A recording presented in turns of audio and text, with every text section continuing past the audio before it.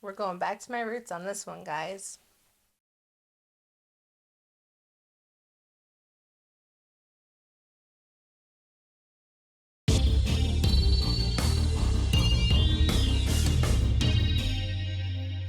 Hey everyone, welcome back to my Earth Friendly Kitchen. I'm Maria, your host, and today we are starting at the stove. We're going to be making our easy cheesy enchiladas today, and we're going to start with making the quick chili. So if you have seen my other videos, you've seen that I've made an all bean chili. I've also made like a traditional chili, but those are more like the chilies that you want to just dive into on a really nice cold day. And so, this chili is more of a chili that you would use like a sauce, almost like a bolognese. If you're thinking about it like an Italian sauce on pasta, this is going to be like the Mexican version, but with the ground beef and just an easy chili to pour over the enchiladas. So you can do this a variety of ways. You can omit the meat. Even if you don't want to have meat at all, you could do just a plain sauce with the same spices, and just omit the meat from this dish. But I just added about 2 tablespoons of my neutral oil into the pan, and I have already some onions and cilantro that were chopped up for some taquitos that I made the other day. So I'm just going to use that because you guys have seen me chop up a lot of onions anyways, so I figured might as well use what I've got. And it's going to go really nicely in the chili. So that's about a half an onion's worth, I would say, of chopped onions. And so we're just going to get that started to sweat. Now you could also, if you wanted like a meaty version, but don't want to use ground beef, you could also try like a vegan meat option, like an Impossible or Gardein, crumble would also work really well here. I'm using ground beef, as opposed to like pork or chicken, but you can make it your own. And honestly, any protein that you want, if you want to add. I just think the beef really works in the cheese enchiladas because it's a red sauce, whereas if it was like a white or a green sauce, like tomatillo or something like that, it would be a little bit more conducive to like a chicken or a turkey, right, type of protein. So we're gonna throw the meat right in here with the onions. I just wanted to sweat them a little bit. So this is 1 pound of ground beef. Again, about a half a cup of onions, and I would say 2 tablespoons of fresh cut cilantro. If you don't have the cilantro, that's okay. Leave it out. We're going to use some ground coriander as well, just to help boost the flavor profile a little bit. I just happen to have it mixed already because I happen to like onions and cilantro on my little taquitos, like little street tacos that we make. So that's why I had those pre-made already like that. But if you don't like cilantro, if you have that gene that makes it taste like soap, leave it out and leave the coriander out when we put it in as well. All right. So I'm just going to kind of create like a well here in the center of my onions after they get going, and put my ground beef right in the center. Just like that. Okay. And then I'm just going to break it up so that way it gets nice and brown. Be a little bit brown on the outside before we actually add our sauce. Now the sauce is actually going to help cook it all the way through once it's done browning, but I do want to kind of break this up and get a little bit of color before adding the sauce on. Now to your meat, because I don't know where you are, but where I come from, my meat does not come pre-seasoned. I take that back. They do have pre-seasoned meats in this grocery store, but if you buy just plain old ground beef, that's all there is.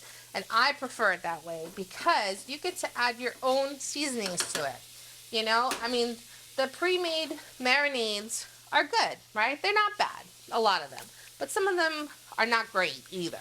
So I'd rather make something myself, put my spices together because I know it's going to be delicious, than worry about whether or not something's going to be hit or miss in the store. You know what I mean?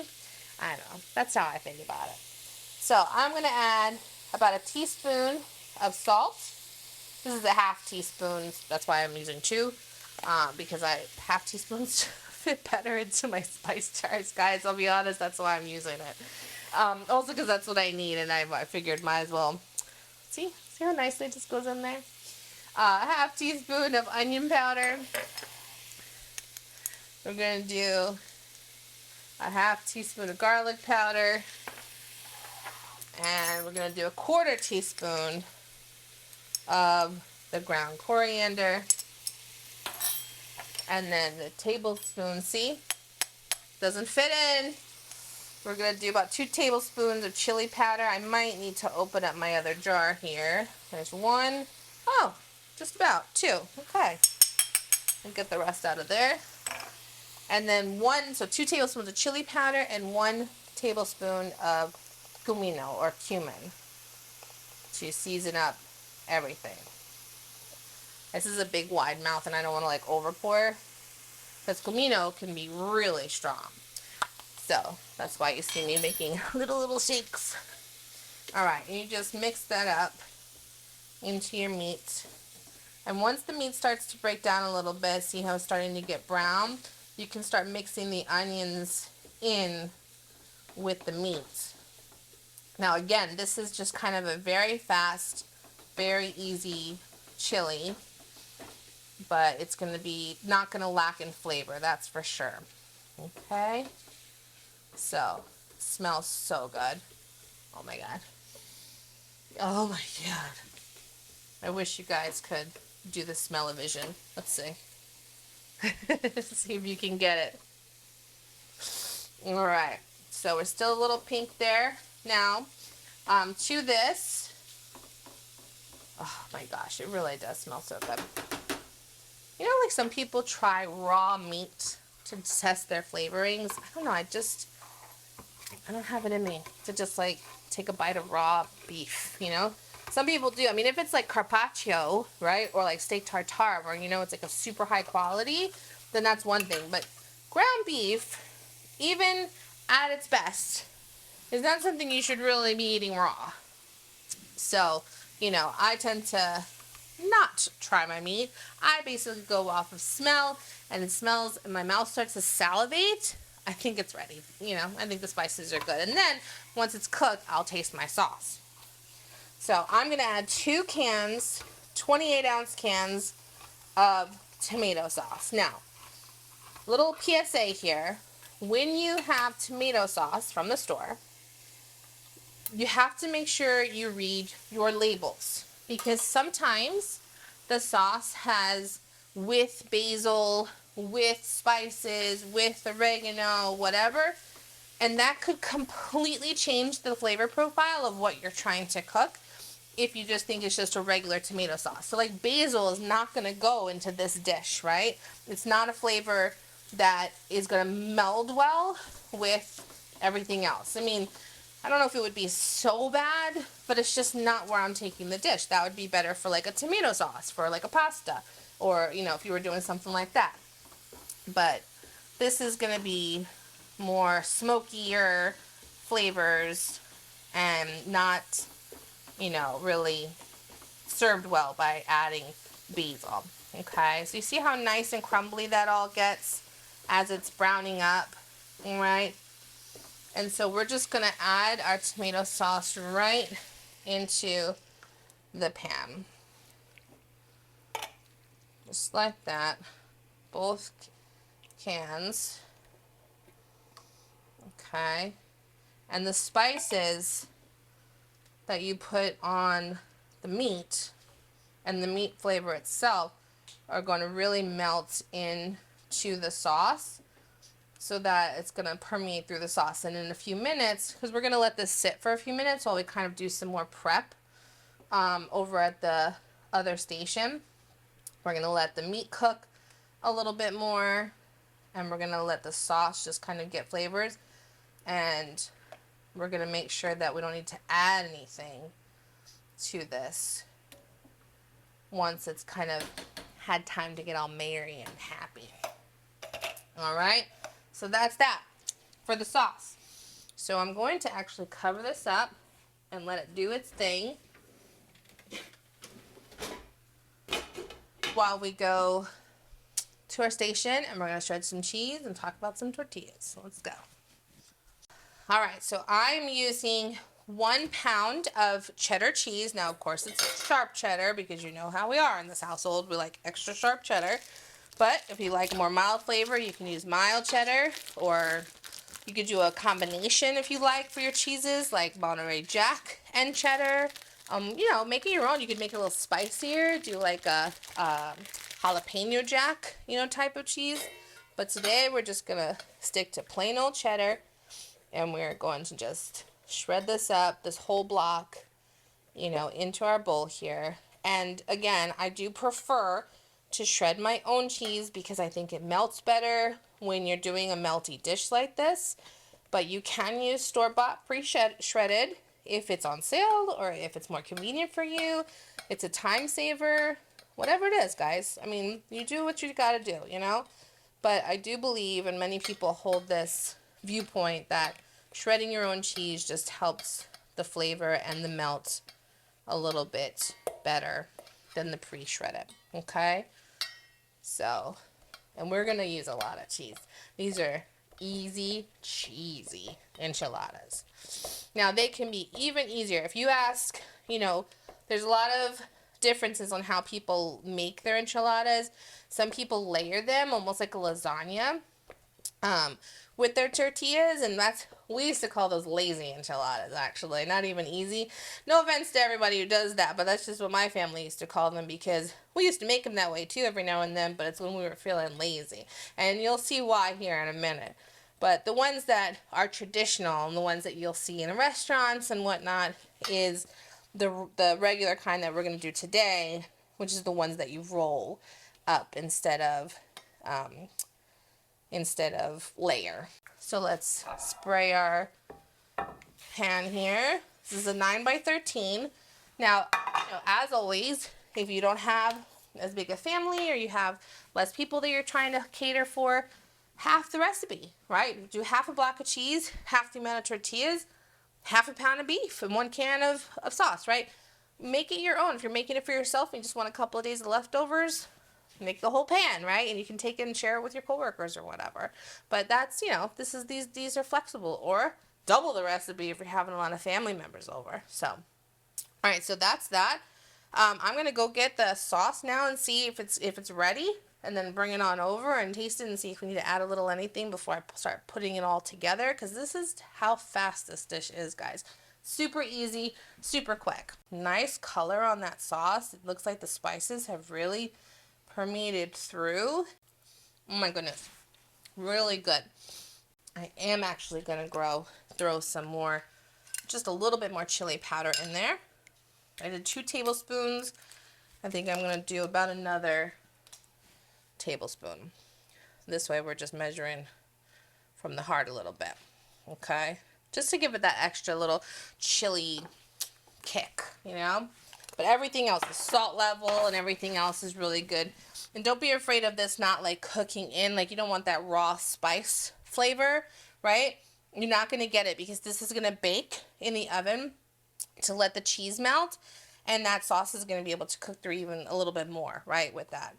So that's why I'm not afraid of adding this in off the heat, if you know what I mean. I mean, it's still hot, so it'll cook through a little bit here, but that's an easy trick, you know, if you're doing something like this.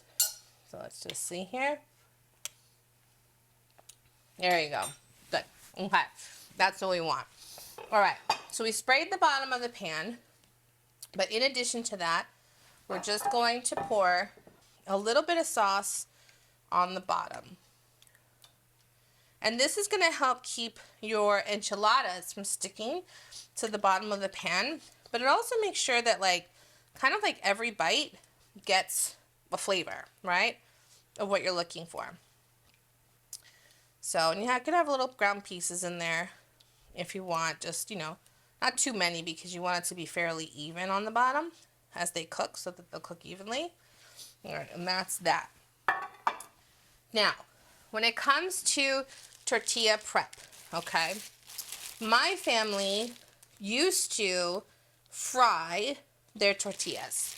And when I mean fry, I mean get a bunch of tortillas, corn tortillas, one by one, get a roaring hot pan of oil and dip in the tortilla for a few seconds and then take it out. And then that's how we softened the tortillas up. It also added flavor. It added I don't know, a depth of grease level. I don't know. But we realized as we got older and more healthier that was not necessarily the best option. Now, don't get me wrong, it's delicious. And if you want to do it that way, be safe and you just dip them in for a few minutes and that just softens them up and you can roll them really nicely. But if you want to do it the way we do it now, you take the microwave and you just put them in the microwave for about 15 to 30 seconds or so on repeat. So you put about 5 in your plate, 5 to 6, because you don't want to do too many at once because then the ones in the center won't get soft. You put them between 2 paper towels, and then you open up the microwave, put them in, and again, you put them in for about, 15 to 30, give or take. All right, and now we assemble. They're not going to be so hot, so you can still manage them. They're just enough to soften up. All right, and then you put a little bit of cheese in the center here like this.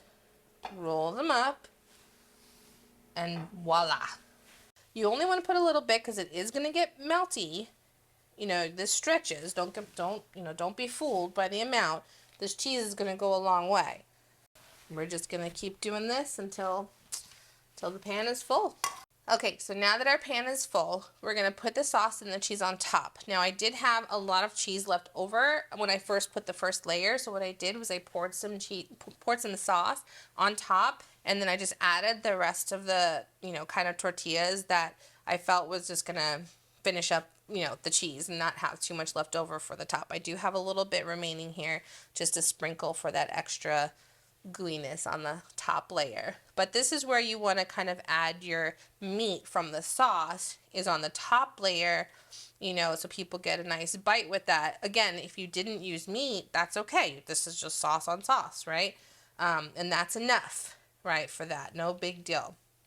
If you decided not to use a protein or any meat and you just did the sauce, obviously you would just add your seasonings to the sauce. You wouldn't put it on the meat first and then after, right? You would just put it in the sauce. All right, so you want to make sure everything is nice and coated, because if it's not, it will brown in the oven and it'll get kind of hard on the edges.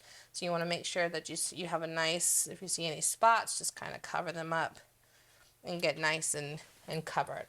And then we're just going to sprinkle some cheese kind of all around. It doesn't have to be, everything is very cheesy on the inside, so you don't need a lot for the top. If you want a lot for the top, you can definitely add more, but I like to just add a little bit for the top here. And don't worry, guys, I have my own dairy-free cheese that I'm gonna make my own little tiny tray, which I normally do for these enchiladas, so that I can enjoy them just as much as the family. All right, and then we're gonna actually wrap our top with foil, because we really want all the inside cheese to melt well without the top burning of the cheese, right, in the oven. So we're going to cover it with foil so that everything can get all gooey on the inside. And we're going to pop it over into the oven at 400 degrees, preheated already, for about 10 to 15 minutes. All right, so it's been about 15 minutes. It should be ready to come out, so we're going to pull it. It's hard to see when you've got foil on top. There's my little dairy-free in there, guys, for me, because I didn't have any European cheddar today, which, because the European stuff doesn't bother me usually. And be very careful taking this off. Foil is almost always never hot. It's usually the pan itself. Oh my gosh, look how melty, ooey, gooey that looks. So let's just take a piece out here. Oh my gosh. Ooh, cheesy deliciousness. Now, I do have to take a bite. That's why I only take a bite on camera, so that it doesn't affect my belly. But I gotta make sure it's good for the fam. Oh God, and for you guys. Oh my gosh, look at that, just hanging off.